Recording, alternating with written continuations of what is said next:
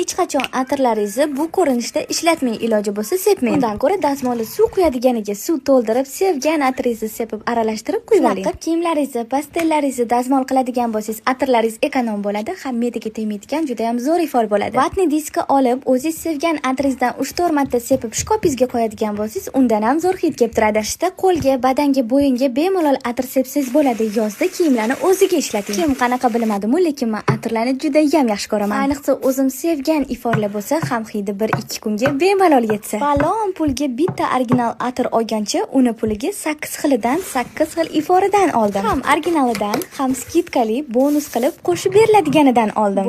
Bo'lsin, skidkani zo'ridan bo'lsin deb 120 mingdan sotilgan pomadali atirlarini 89 mingdan qilib qo'yibdilar. 100 mingdan sotadigan shishali atirlarini atigi 69 mingdan olsanglar bo'ladi. Bunaqa skidkani hech kim hech qayerda qilmaydi. Original atirlarga bu juda ham super skinar. Rustamovni atir flakon profiliga yozadigan bo'lsanglar, Toshkentga Yandexdan, viloyatga pochta orqali chiqazib beradilar. Shoshilib qolinglar, bu skidka faqat